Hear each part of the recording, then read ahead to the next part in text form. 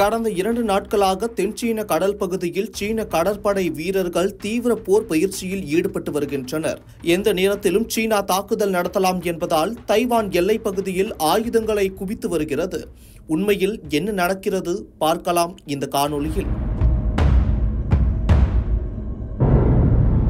தென்சீன கடல் தனக்கே சொந்தம் என சீனா பல ஆண்டுகளாக உரிமை கோரி வருகிறது. அதேபோல சீனாவின் அண்டைய நாடுகளான தைவான், வியட்நாம், இந்தோனேஷியா, பிலிப்பைன்ஸ் உள்ளிட்ட பல நாடுகளும் தென்சீன கடல் பகுதிக்கு உரிமை கோரி வருகின்றன. இப்படி உரிமை கோரும் நாடுகளுக்கு எதிராக சீனா பல்வேறு அதிரடி நடவடிக்கைகள் எடுத்து வருகிறது.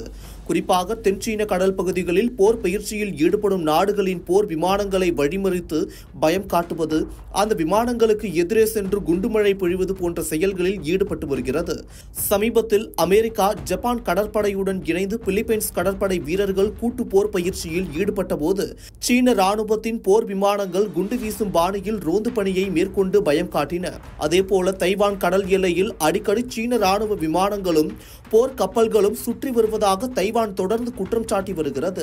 இப்படி பதற்றமான சூழலுக்கு மத்தியில் தைவான் மீது சீனா தாக்குதல் நடத்தினால் தங்கள் நாட்டின் ராணுவம் மூலம் ஜப்பான் பதிலடி கொடுக்கும் என ஜப்பான் எச்சரிக்கை விடுத்திருந்தது. இந்த எச்சரிக்கையை தொடர்ந்து தென்சீன கடற்பகுதிகளில் சீன கடற்படை வீரர்கள் விடிய விடிய தீவிர போர் பயிற்சியில் ஈடுபட்டு வருகின்றனர். சீனாவின் இந்த நடவடிக்கை தைவானுக்கு எச்சரிக்கை விடுக்கும் விதமாகவே பார்க்கப்படுகிறது என தைவான் குற்றம் சாட்டியது. சீனாவின் இந்த நடவடிக்கையை தொடர்ந்து ஜப்பானும் தைவானும் தங்கள் நாட்டு மக்களை எச்சரிக்கையாக இருக்கும்படி அறிவுறுத்தின. சீனா எந்த நேரத்திலும் தைவான் மீது தாக்குதல் நடத்தலாம் என்பதால் முன்னெச்சரிக்கை நடவடிக்கையாக தங்கள் நாட்டு எல்லைப் பகுதியில் தைவான் ஆயுதங்களை குவித்து வருகிறது. அதே சமயம் ராணுவ வீரர்களையும் தயாராக இருக்கும்படி உத்தரவிட்டுள்ளது. இதன் காரணமாக தைவான், சீனாவுக்கு இடையே பதற்றம் அதிகரித்துள்ளது.